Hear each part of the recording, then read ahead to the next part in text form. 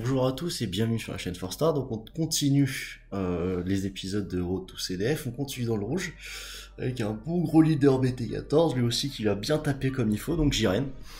Assez thématique en termes de en termes de personnage parce que c'est un deck où vous allez taper comme pas possible. Donc les caractéristiques de Jiren, c'est que vous allez jouer autour d'une chaîne d'évolution, donc très rapidement, et une bonne partie d'une mauvaise partie, ça sera aussi malheureusement si vous touchez votre unisson au T1 ou pas. Parce que l'unisson fait beaucoup de choses dans le deck et elle vous apporte énormément de ressources. Donc ce deck là, c'est du Jiren A1 qui devient un Jiren A4 ou A5, qui devient un Jiren A8. Vous allez faire votre CA et votre game avec la multiplicité des chaînes Jiren que vous allez avoir, qui vous permettent d'attaquer de manière très agressive, le leader adverse. Et vous avez un deck qui, comme tout bon deck aggro de la grande époque se fait, vous avez un deck Dice Roll, donc il faudra être très fort au dé aussi. Donc les caractéristiques de Jiren, donc le prix, c'est pas excessivement cher puisque on est sur de la super rare thématique.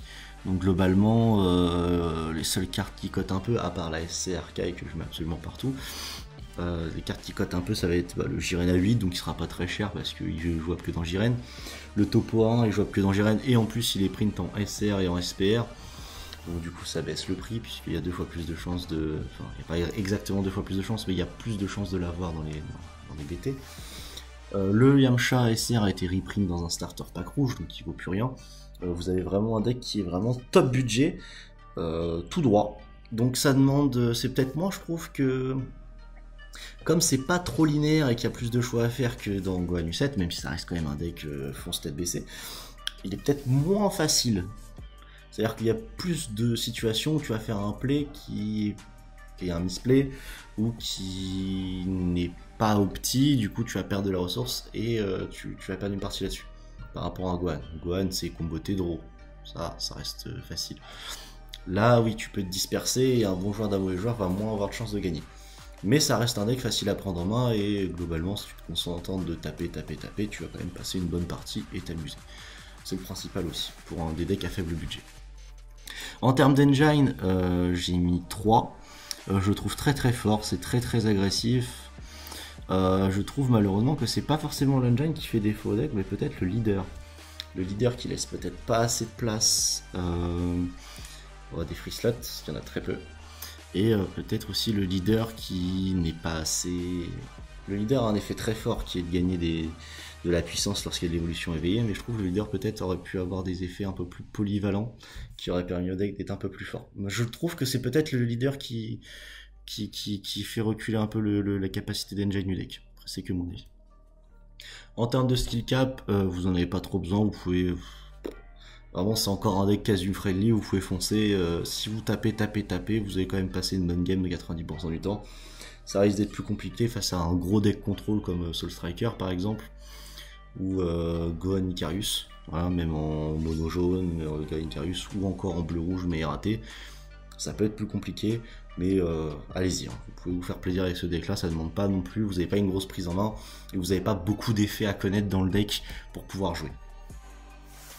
L'orientation elle est agressive, en termes de free slot comme j'ai dit elle a très peu. C'est compliqué, si vous faites un tournoi en BO3 avec ce deck là, vous n'allez pas pouvoir avoir plus de 3, maximum 4 cartes à rentrer post-side. Ça va être très compliqué. Ça va vraiment être très compliqué. En termes de side, il va falloir prévoir des paires ou des one-off de side parce qu'on peut rentrer que 2 cartes plus une ou du 2 plus 2 mais pas plus quoi. Donc il faudra vraiment sider par paire. En termes de capacité de side elle est moyenne parce que je trouve qu'elle a très peu de free slots. Et aussi elle est pas aussi bonne que les leaders rouges qui sont Saiyan puisqu'il n'a pas présence. Donc il va falloir, si vous avez peur des decks qui sont aussi agressifs que vous, par exemple, il va falloir side protector, donc c'est moins bien que présence. Et protector.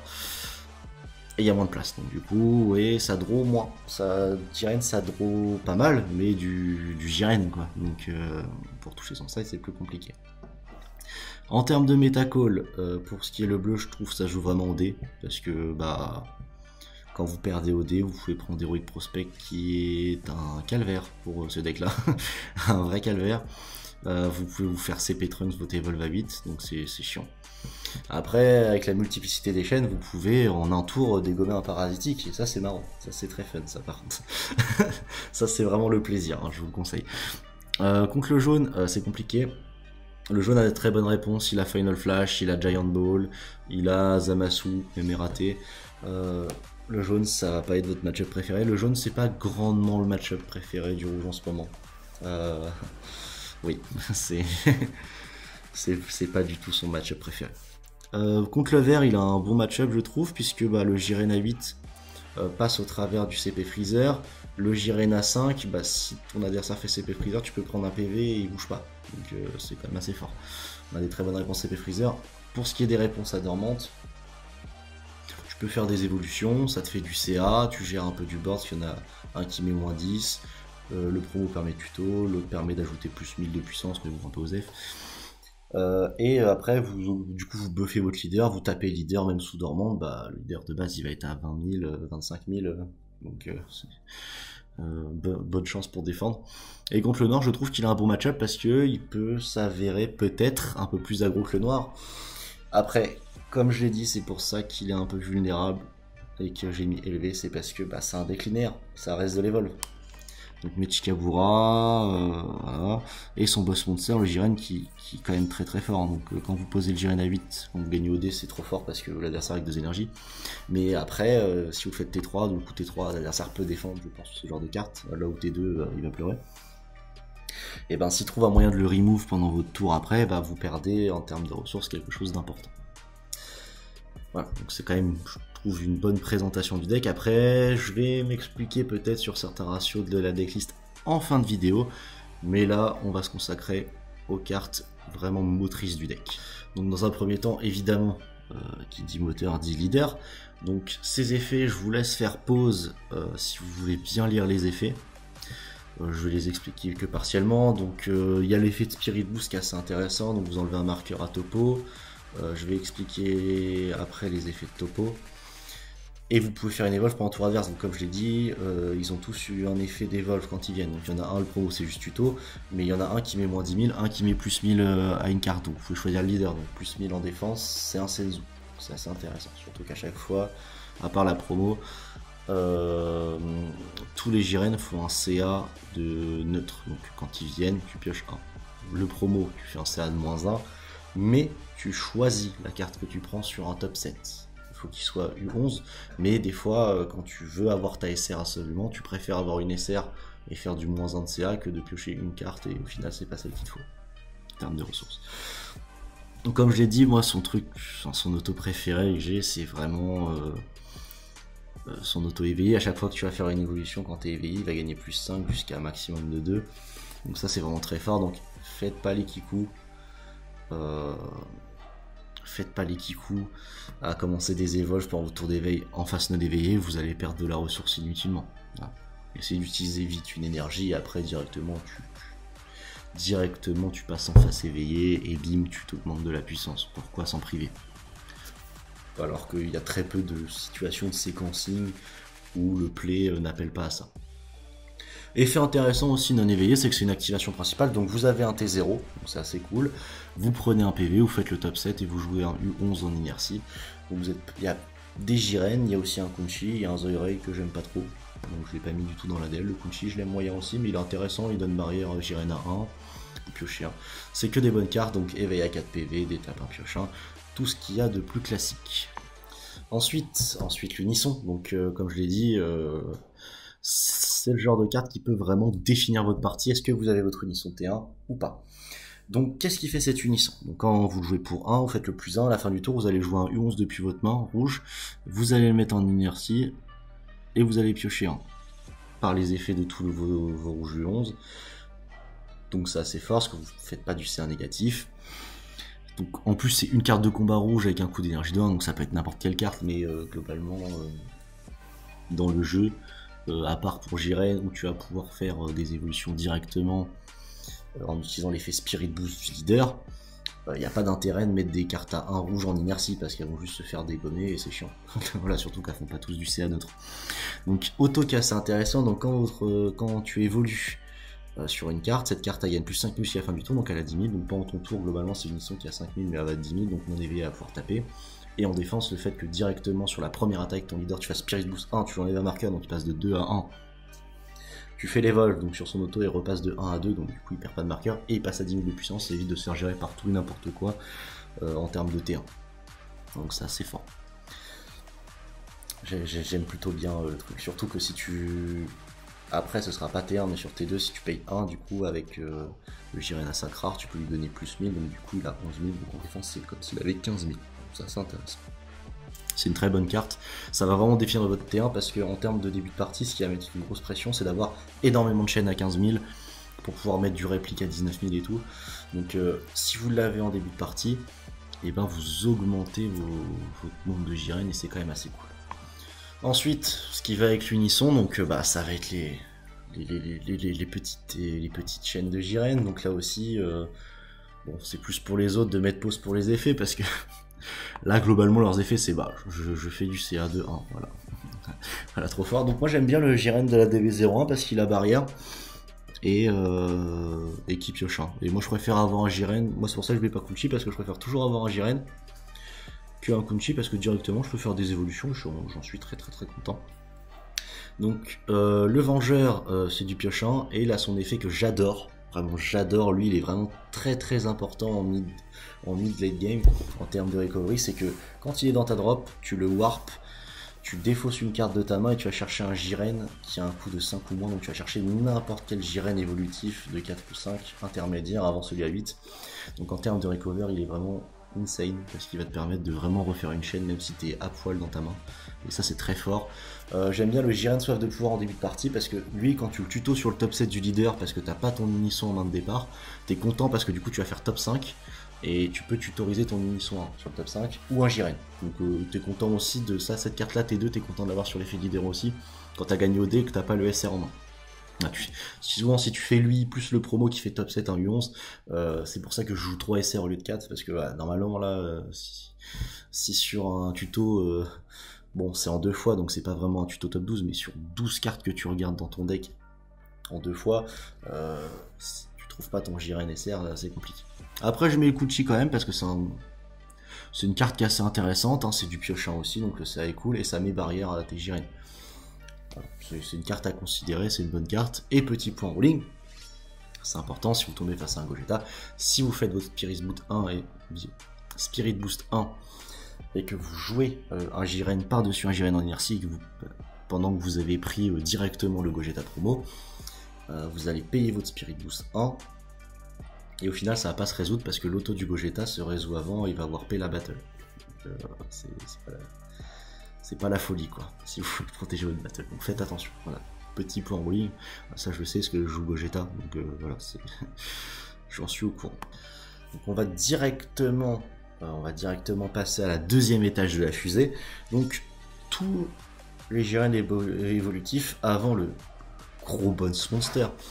Donc ils ont tous un effet d'évolution limite 1, donc c'est cool parce que tu peux pas faire 2 fois le même. Parce que le leader réveillé, il encourage à faire 2 évolutions, donc là, il faudra bien varier ses évolutions. Parce qu'il faut aussi être intelligent dans ce deck-là. C'est un des rares choix qui peut porter à des misplays ou à bien gérer ce que tu joues. Ça reste un deck tout droit, mais c'est le petit côté où il faut réfléchir, il faut gérer. Donc, le rare et le promo sont gratuits. Le rare A5 est payant, mais bon, il est tellement fort que heureusement qu'il coûte 1. Donc le premier à 4, quand vous le jouez, vous piochez un moins 10 000 à une battle. Celui à 5, vous piochez un, vous choisissez une carte de combat et elle gagne plus 10 000. Faut pas que ce soit lui. Hein. Donc voilà.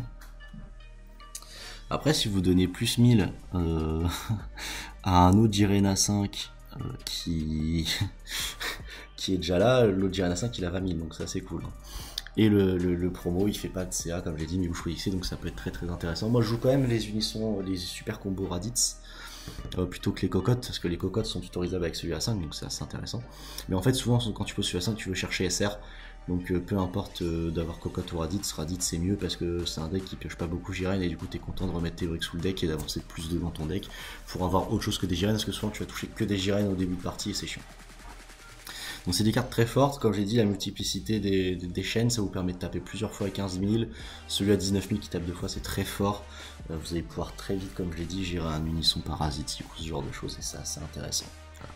Comme vous le voyez, T2 c'est du 4, c'est du 5, le boss monster c'est un 8.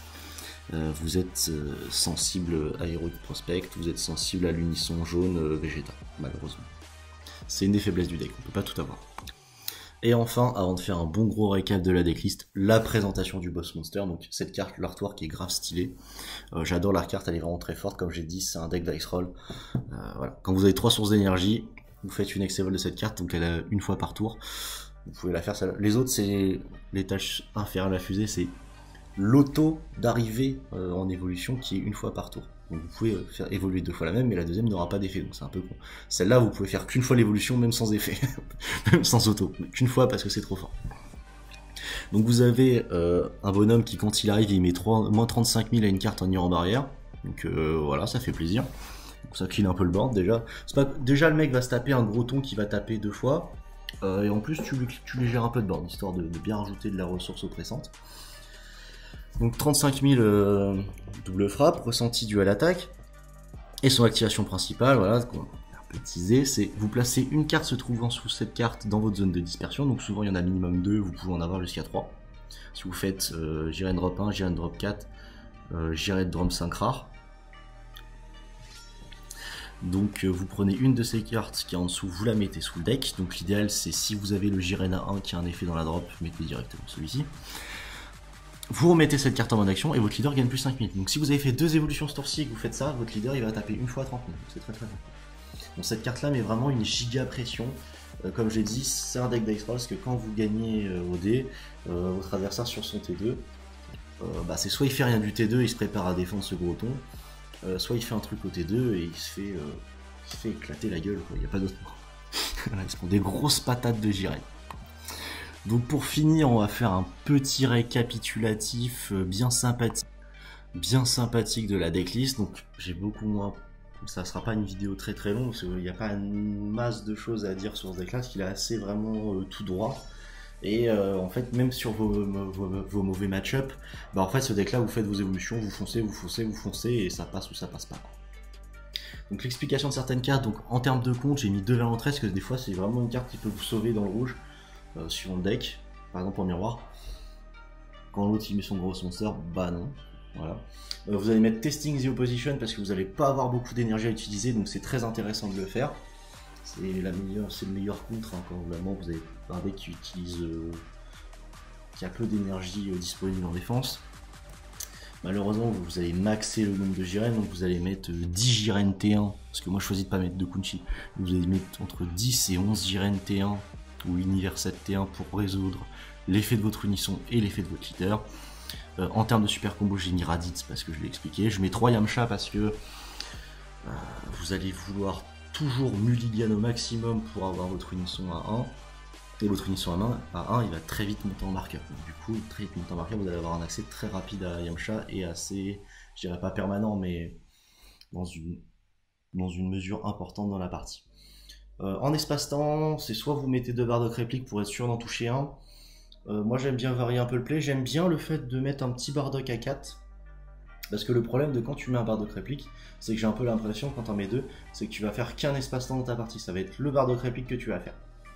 On est déjà sur un deck qui a un problème avec Heroic Prospect, on est déjà sur un deck qui a un problème avec Valent 13. Moi j'aime bien mettre un petit Bardock à 4, bon ça change pas pour Valent 13 mais ça change pour Heroic Prospect parce que c'est un deck qui aura pas beaucoup de drop et vous voulez garder votre drop, par exemple quand vous avez votre Jiren 1 qui a un effet dedans, voilà, vous voulez le garder. Donc ce que j'aime bien avec le Bardock A4 et le Bardock réplique, c'est valable aussi pour le Trunks A3 qui fait piocher 2 voire P1, c'est que en fait vous pouvez résoudre les 2 espaces-temps assez facilement dans la partie. Parce que c'est soit un espace en 3, soit là un espace en 4, et après tu défausses 1, donc tu enlèves une brique, et du coup tu es déjà sur un étincelle 1, il n'y a plus que 5 à faire pour faire le Bardock réplique. Donc c'est aussi intéressant, j'aime bien ce duo d'espace-temps, parce que du coup tu peux résoudre tout dans la partie, pour un deck qui va avoir du mal à remplir sa drop. J'ai mis 2 Bolly Crown parce que tu peux pas trop te permettre de mettre du contre de mise en jeu, parce que le contre de mise en jeu rouge le plus rentable c'est Omen, mais il marche pas parce que là t'es sur un unisson à 1 et pas un unisson à 2. Donc du coup tu vas mettre du Bolly Crown parce que tu peux pas te permettre d'avoir de la brique, et du déni de l'espoir malheureusement c'est trop cher. Tu peux mettre du Kettle. Kettle est une bonne carte, ça se joue entre les deux, c'est fait au choix.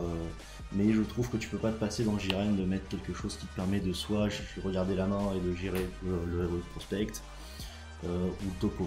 Mais même si des fois, contre certains decks, juste regarder la main, tu vois qu'il a le contre x2, bah du coup tu sais que tu vas le prendre quand même et c'est assez dommage. Donc c'est peut-être là où le Kettle est pas mal aussi. Une double frappe parce que bah voilà, dans tous les decks faut mettre une double frappe, encore plus dans le rouge où tu peux la charger. Donc 2 Jiren promo BT9, donc lui il est intéressant, vous allez le défausser, vous allez choisir 2 univers 11 dans votre drop et vous allez les jouer. Donc c'est très fort en fin de partie en termes de recovery, ce que tu peux faire, tu peux warper celui à 1 et défausser 1 pour aller chercher un deuxième étage de la fusée à 4 ou les deux à 5. Tu défausses aussi celui le jaune, tu vas ramener 2 drop 1, tu as tutorisé un 4 ou un 5, tu le poses dessus. Si tu as le 8 en main, bah bim, t'as refait une chaîne. Ça t'a coûté 0 énergie, donc c'est fort. Ça t'a coûté 0 énergie pour avoir le deuxième étage et 2 énergies pour une bonne recovery comme ça, c'est intéressant. J'ai mis un Vegeta parce que c'est marrant. Bah, bien sûr un New Ruler parce que bah, dans tous les decks rouges tu mets ta One of the New Ruler. Donc le Vegeta c'est marrant parce que bah, je l'ai mis aussi dans Guan Yu 7. Quand tu le combo pour une énergie rouge, bah, tu peux remettre plus 5000 au leader, effacer ses effets jusqu'à la fin du tour et il gagne plus 5000. Donc Jiren, si tu as fait 2 évolutions, il a 25 000. Tu combos cette carte là, du coup tu as une frappe 30 000 pour énergie rouge, tu as une deuxième frappe à 35 000, c'est fort. Si en plus tu as fait l'effet du Jiren à 8, du coup tu as une deuxième frappe à 35 000, donc du coup tu as 2 frappes à 35 000. C'est quand même très très appréciable, ça met une bonne presse, ça met une très bonne presse. Donc c'est un peu tout pour Jiren, donc cette fois-ci elle est un peu plus courte que les autres parce que bah c'est un deck tout droit, hein, j'y peux rien. Donc aussi j'ai peut-être fait un peu moins plus la pipelette sur celle devant. Voilà. On peut faire un petit récap vite fait sur les graphiques, donc ils sont assez intéressants, donc il y a beaucoup de battles, 4 unissons, 5 extra, on n'a pas le choix, on peut pas se permettre d'avoir des briques. Vraiment dans ce deck là on peut pas du tout se permettre d'avoir des briques.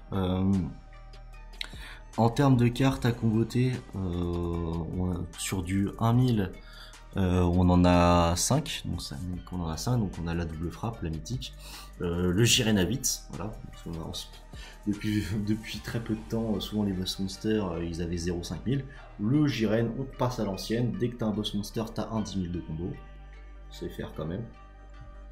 Et bien sûr, bah, après c'est un choix perso, c'est parce que je joue la caille, voilà, suivant la SR que vous jouez, soit elle a pas de combo, voilà. C'est au choix. Sur les extras, on en a 5. On a vraiment 13 qui est une vraie brique. Les 3 autres, c'est des clones, c'est tester l'opposition, donc du coup, vous n'avez pas besoin d'énergie pour les utiliser. Et 4 unissons. Donc, ça reste ok en brique, et je pense qu'il ne faut pas beaucoup plus parce que c'est très compliqué dans ce deck. C'est pour ça que vous avez préféré Kettle à malheureusement Déni de l'espoir. Parce que en fait, vous êtes un deck, vous pouvez pas vous permettre d'avoir des briques, vous allez très souvent avoir très peu de cartes en main. Et si vous jouez ce deck là au CDF, priez pour pas tomber sur Cell Surge parce que vous allez passer que des mauvais moments. Il n'y aura pas de bons moments face à Cell Surge. Bon, en tout cas, j'espère que ce récap vous a plu sur Jiren. Et j'espère que vous avez fait donner envie de jouer le deck. Par contre, pour l'avoir testé, il est très plaisant. Donc foncez. Et je vous dis à bientôt sur la chaîne 4Star.